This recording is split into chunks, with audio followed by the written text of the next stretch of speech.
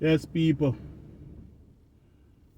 A guy asked me a couple of days ago, he said, Shaq, do you believe in God? I said, yes, I believe in God.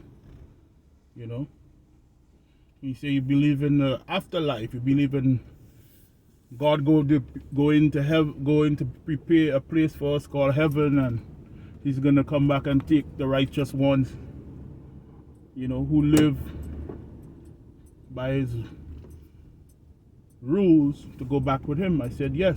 You know, I say that is called faith, you know, and, you know, the Bible tells us about you need to 1 minute. These people that's running out from all different corners here. See a little kid almost kill him. Yeah. The Bible told us that blessed is he who don't see and believe. So that's where faith come in, you know. You know, but what has hurt me about Christian people and Christianity is that a lot of people are fake, you know. That's one of the reasons why I don't go to church, because the people that are in church, most of them are not real. You know, like a lot of people, you know, they just go to church for church going sake, or because their family are going to church, but they're not going to church for the real reasons, you know. You know, they're just going to church to feel important around other Christians or people who so-called Christians. And that's about it. It's all about like more like a fashion thing, who has the nice clothes on and stuff. But you know, they're not really, they never submit to God. They're not living the life of a Christian person.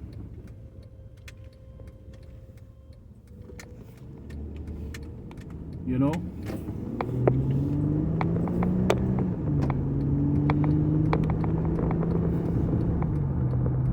Yeah, living the life of a Christian is not an easy thing to do. You know, to follow, you can't walk in God's footsteps. No matter how holy he is, you can follow in Christ's footsteps, but you can't walk in his footsteps. You feel me? Yeah, and a lot of people pretends to be Christians, but they're not. You know, it's very hard to follow in Christ's footsteps. You know, you can try to do the right things, but no one is perfect, you know, and it's not easy, you know. So it's important to, you know, always try and pray and try to maintain a good relationship with God, you know. But I don't like to be around so-called Christians who just go into church and giving their money to somebody who is not giving it back when somebody in the church needs help. You know, there's a lot of guys who struggling to pay their tuition, you know, while their pastor have 10 cars and a net worth of millions. Yet still I'm going to church and keep giving this guy my money.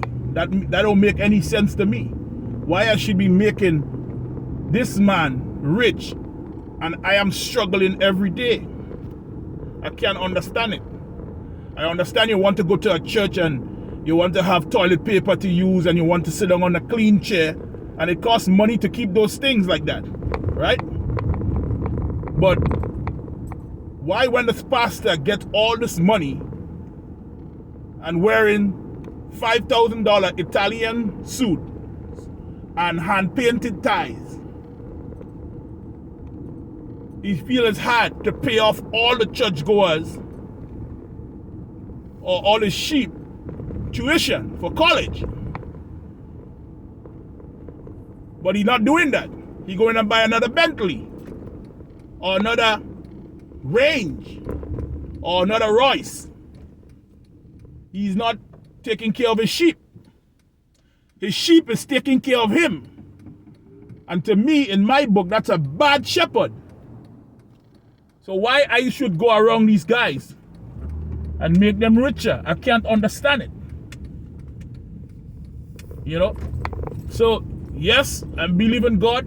I'm trying to follow in Christ's footsteps, but it hasn't been easy, because the people that could make it easy for Christians and for youths who is trying to follow in Christ's footsteps, they are not making it easy. You understand? There should be no youths in a church or a member of a church and struggling with a student loan or struggling to pay rent. It shouldn't be like that. Even the devil take care of his people. So why godly people can't take care of godly people? You have to reach out and beg them. They will never say, okay, let's take up a collection this Sunday for everyone who is struggling in church here to pay the tuition. Let's take up a collection for Sister Mary, who is having problems with her rent. We're going to bless her this week. Every week out of this year, we are going to bless one person with a car. Or we're going to buy a car, a used car, for people, for family who is struggling, who is Ubering to church. If anybody here can stand up in the church who Uber here this morning, okay, I have a surprise for you. The collection will be yours. Okay? So they're not doing that. So how they could be man of God? Like, Jesus was a very simple man. He wasn't a greedy man. He was sharing. He was moving. He was moving around. Don't care people. Roughneck guys. He had some rough guys. He picked rough guys to be his disciples because he knew the journey ahead wasn't easy. So he didn't pick up soft guys. Peter and those guys was rough guys.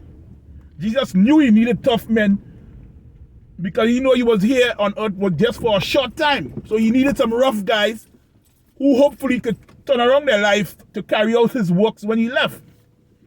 You know, but these so-called Christians now, and all these industry Christians and pastor with all these fancy deals and all this stuff, private jets, they think it's hard to sit down with a homeless person and have a conversation.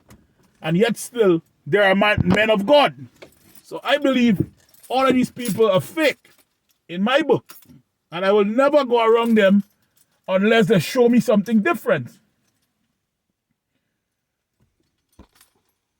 They need to come clean. They need to show me something different if they want me to be a sheep.